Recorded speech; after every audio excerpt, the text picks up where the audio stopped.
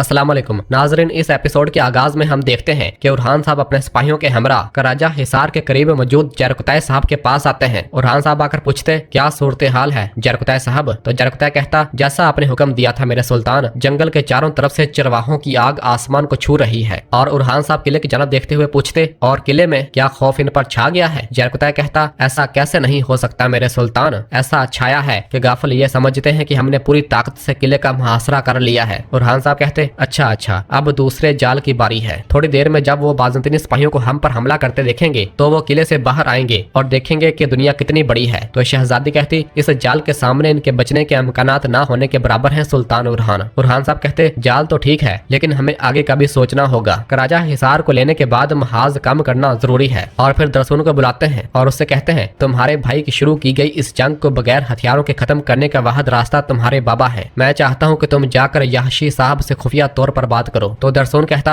आपका हुक्म सर आंखों पर मेरे सुल्तान, और वहाँ से रवाना हो जाता है। जबकि शहजादी अस्पोर्चा मुसलसल उरहान साहब को देख रही होती है। जबकि अंदर किले में महमद और औची आगे बढ़ रहे होते हैं तो दीवार पर मौजूद एक सिपाही बाहर देखते हुए उन्हें बताता है कि जंगल से धुआं उठ रहा है। ये सुनकर महमद और औची बहुत खुश होते हैं और दोनों भागकर ऊपर जाते हैं और फसीलों पर से बाहर जंगल की जानब देखते हैं जहाँ धुआं उठ रहा होता है, आग लगी होती है और बाज़ंतीनी सिपाही लड़ रहे होते हैं। यह देखकर औची कहता कमांडर ने वही किया जो उसने कहा था, उसने महासरे पर हमला कर दिया है। और फिर महमद कहता तैयार हो जाओ औची साहब, तुम मदद के लिए जाओगे। तो औची वहां से रवाना होता है। जबकि महमद भी बाहर जंगल में देखता है जहां बाज़ंतीनी सिपाही जरकुतै साहब और बाकी सिपाहियों से लड़ रहे होते हैं। जरकुतै साहब उनसे कहता ये खेल नहीं है सिपाहियों, हकीकत में वार करो, अपनी तलवारें पूरी ताकत से लहराओ, ये तुम्हारे लिए इस जंग से पहले की मशक है। और सब सिपाही बाज़ंतीनी सिपाहियों का लिबास जेबतन किए सिपाहियों से लड़ रहे होते हैं और दोनों ऐसे दिखावा कर रहे होते हैं जैसे ये असली बाज़ंतीनी सिपाही हूँ। जबकि इधर हलीमा अपने घोड़े के पास मौजूद होती है। दरसून उसके पास आता है और कहता है कुछ चीजें कभी नहीं बदलती। हलीमा कहती गौर से देखो, क्या तुम्हें अक्कज नजर आ रही है या वो मासूम हलीमा जिसे तुमने धोखा दिया था। दरसून कहता तुम्हारा गुस्सा कब ठंडा होगा, तुम कब अपने दिल से मेरी बात सुनोगी। हलीमा कहती कभी नहीं, जिस दिन मैंने अकीज को छोड़ दिया था मैंने अपने दिल से इस मोहब्बत को भी उखाड़ फेंका था। दरसून कहता मुझे क्या कहना चाहिए था हलीमा, मैं कैसे समझाता। अगर मैं तुम्हें बताता कि मैं कराची सरदार हूँ तो क्या तुम मेरे खानदान को नजरअंदाज करके सिर्फ मेरे नाम पर तवज्जो देती। हलीमा कहती तुम्हें मुझे ये फैसला खुद करने देना चाहिए था, वो गद्दार नहीं है, मेरे भाई के लिए काम करता है, मुझे उससे क्या। दरसून तुमने मुझसे झूठ बोला। और फिर कहती जैसे तुम्हें मालूम ना हो कि उन्होंने मुझे मेरी जड़ों से काट दिया और झूठ और गद्दारी के साथ पाला, बिल्कुल सोफिया की तरह। तुमने कहा तुम मुझसे बहुत मोहब्बत करते हो और मुझे बेवकूफ बनाया। दरसून तुमने मेरे सबसे बड़े जख्म पर वार किया। दरसून कहता हलीमा कहती जाओ, अब जाओ करासी ओगलू, मैं अपने सुल्तान के हुक्म की वजह से तुम्हें बर्दाश्त कर रही हूँ लेकिन अपना फर्ज निभाओ और फिर कभी मेरे करीब मत आना। तो दरसून कहता मैं जाऊंगा,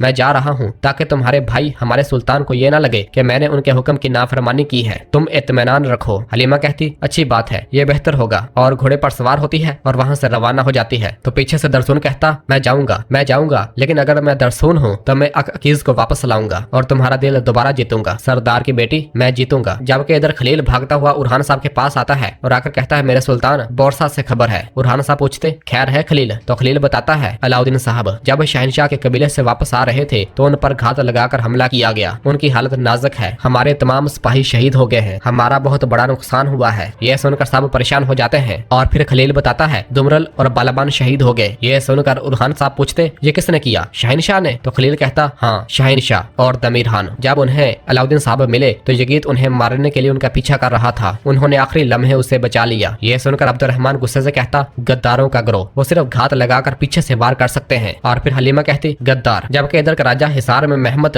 उन सिपाहियों को लड़ता हुआ देखकर कहता दरवाजा खोलो। दरवाजा खुलता है तो औची अपने सिपाहियों के हमरा घोड़े पर सवार होता है और कहता सिपाहियों अपने घोड़े मेरे पीछे लेकर आओ, आज जंग भी हमारी है और फतह भी। और औची अपनी तलवार निकाल कर घोड़े भगाता हुआ उन बाज़ंतीनी सिपाहियों के पीछे रवाना हो जाता है। जबकि महमद ऊपर ही खड़ा ये सब मंजर देख रहा होता है। और फिर इधर अब्दुर्रहमान बताता है कि औजी किले से निकल आया है मेरा सुल्तान, वो हम पर हमला करने वाले हैं। तो उरहान साहब हलीमा से कहते हलीमा सिपाहियों को लो और बोरसा वापस जाओ। हलीमा कहती जो आपका हुक्म सर आंखों पर मेरे सुल्तान, और वहाँ से रवाना हो जाती है। और फिर उरहान साहब खलील से कहते उन्होंने मेरे भाई पर घात लगाई है और सिपाहियों को मार दिया है, आज मातम का दिन नहीं खून का दिन है, तैयार हो जाओ। यह सुनकर खलील और अब्दुर्रहमान रवाना होते हैं। तो पीछे से उरहान साहब कहते इन्ना लिल्लाहि व इन्ना इलैहि राजिऊन, मैं इस गद्दारी की कीमत वसूल किए बगैर नहीं मरूंगा। जबकि इधर जंगल में जब बाज़ंतीनी सिपाहियों के लिबास में मौजूद सिपाही जरकुतै और बाकियों से लड़ रहे होते हैं, क्या औची अपने सिपाहियों के हमरा वहाँ पर आ जाता है और यह मंजर देखकर कहता है जरकुताए। तो जरकुताए लड़ते हुए कहता आओ जी। तो आओ जी कहता अब वो तुम्हारा सुल्तान आए और तुम्हें मेरे हाथों से बचा ले। तो जरकुताए कहता तुम्हारा नाम औची है, लेकिन आज हम देखेंगे कि शिकार कौन है। यह सुनकर औची चौंक जाता है और फिर जरकुताए सिपाहियों से कहता सिपाहियों। तो सब सिपाही रुक जाते हैं। औची जब ये सारा मंजर देखता है तो वो कहानी समझ जाता है कि इस दौरान उरहान साहब अपने सिपाहियों के हमरा घोड़े भगाते हुए वहां पर आ जाते हैं। उरहान साहब को देखकर औची कहता ये एक जाल है, इन सबको मार दो, और घोड़ा लेकर फौरन वहां से भागने लग जाता है। तो उरहान साहब उसे भागता हुआ देखकर कहते तुम अपनी मौत से भाग नहीं सकोगे, और उसके पीछे रवाना होते हैं। जबकि पीछे जरकुताए और बाकी सिपाही औची के सिपाहियों से लड़ने लग जाते हैं और उन्हें मौत के घाट उतारना शुरू कर देते हैं। इधर औची आगे आगे जबकि उरहान साहब और उनके सिपाही पीछे पीछे होते हैं। उरहान साहब अपना तीर औची के पीछे आने वाले सिपाहियों को दे मारते हैं और सबको मौत के घाट उतार देते हैं और मुसलसल औची के पीछे अपने घोड़े भगा रहे होते हैं। इधर जरकुताई लड़ते हुए कहता है जब ये सिपाही गिरेंगे तो कराजा हिसार भी गिर जाएगा, चलो भाइयों। और फिर शामिल भी लड़ते हुए कहता जो पीछे हटे वो बुजदल है, हमारे शहीदों के इंतकाम के लिए अल्लाह अकबर। और इस तरह आयकुत और बाकी सब सिपाही मुसलसल लड़ रहे होते हैं और एक एक करके सबको जहन्नम हासिल करते ही चले जा रहे होते हैं। और फिर इसके बाद किले का दरवाजा खुलता है तो महमद भी अपने घोड़े पर सवार होकर अपने सिपाहियों को लेकर लड़ने के लिए बाहर निकल आता है। और फिर इधर जब औची मुसलसल अपना घोड़ा लेकर भाग रहा होता है, उरहान साहब उसके पीछे लगे होते हैं। थोड़ा करीब पहुंचने के बाद उरहान साहब अपना घोड़ा निकाल लेते हैं और उसे पीछे से लहराते हैं और उसके गले में डालकर उसे घोड़े से नीचे गिराने में कामयाब हो जाते हैं। और फिर तुरान और बाकी सब अपने घोड़ों से नीचे उतरते हैं। तुरान अपनी तलवार निकालते हुए कहता बेगैरत कुत्ते, तुम अपने इख्तिताम के करीब पहुंच गए हो, और उसे पकड़ लेते हैं। और फिर वो उरहान साहब से कहता अगर तुम मर्द हो तो अकेले मेरे सामने आओ। यह सुनकर उरहान साहब अपने घोड़े से नीचे उतरते हैं और उन्हें छोड़ने का इशारा करते हैं तो तुरान औची को छोड़ देता है। उरहान साहब कहते वो तुम हो जिसने बैत के लिए सर झुकाया और बगावत के लिए उठाया, वो तुम हो जिसने मेरे हुक्म की नाफरमानी की और मेरी जमीनों पर नजर रखी, वो तुम हो जिसने मेरे सिपाहियों की जान ली और मेरे भाई अलाउद्दीन का खून बहाया। क्या तुम मर्द हो जो मुझसे मर्दानगी की बात कर रहे हो? और अपनी तलवार निकाल लेते हैं तो औची भी अपनी तलवार निकालते हुए कहता इसका मतलब है कि शहनशाह साहब ने तुम्हारे बेवकूफ भाई को गिरा दिया है और तुम मेरे हिस्से में आए हो उरहान। और उरहान साहब पर हमलावर होता है तो उरहान साहब उससे लड़ने लग जाते हैं और बहुत ही जल्द अपनी तलवार से उसका गला काट डालते हैं और औची कुत्ते की मौत मरना शुरू हो जाता है और जमीन पर गिर जाता है और बहुत ही जल्द मर जाता है। और फिर उरहान साहब उसे देखते हुए कहते इसकी लाश मट्टी कबूल नहीं करेगी, इसे परिंदों और भेड़ियों की खुराक बनने के लिए छोड़ दो।